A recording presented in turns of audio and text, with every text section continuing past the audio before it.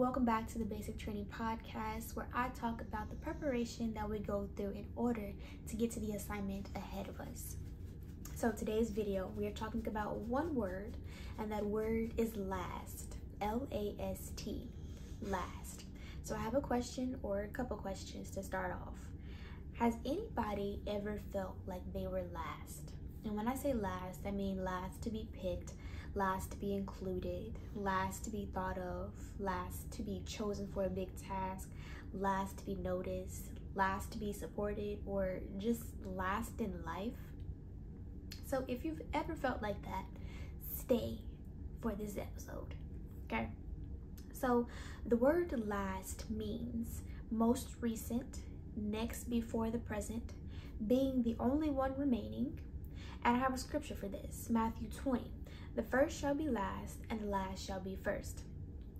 Being last is not always a bad thing. Sometimes being last means that you are still being processed for the assignment ahead. If you are not processed for the assignment, you are going to crash and burn because you are not properly prepared for the assignment, for what God is calling you to do. So you have to be processed before you go to that. It also means that you are a remnant who will be receiving from God. Remnant is those that are left, those that are rooted and grounded in God, and a beacon of hope. So keep that word in mind because we're going to come back to that word later. We're also going to break down preserved. It means to be kept or kept close. It means to be covered.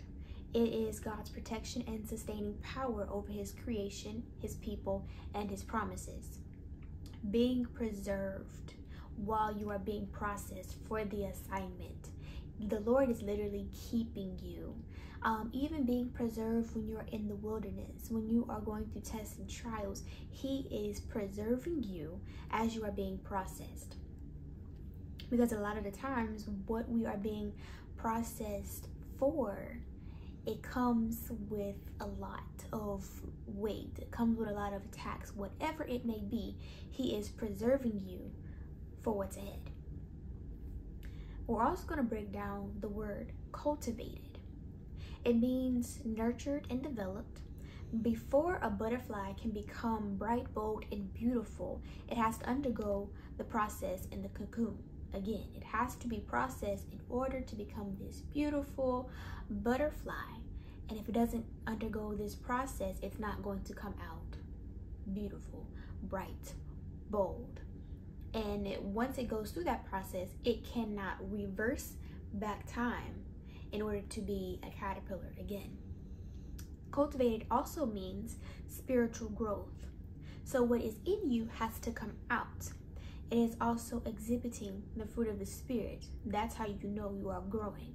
It's because you are exhibiting the fruit of the Spirit, not the fruits. Because a lot of times we like to put an S on the end of fruits. It is fruit of the Spirit.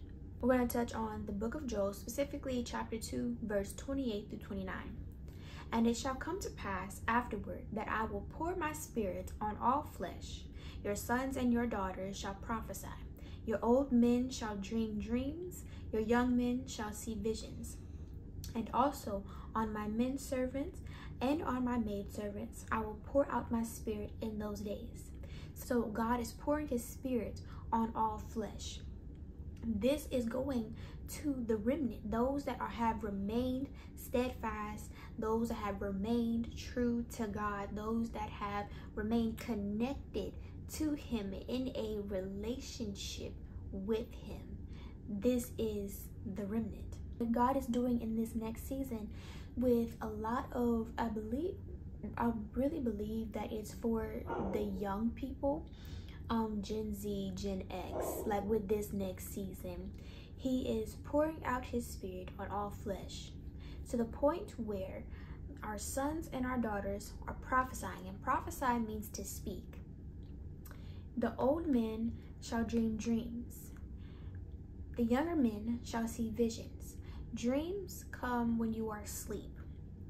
Visions come during the day or while you're awake. Also going to come upon God's men servants and maid servants.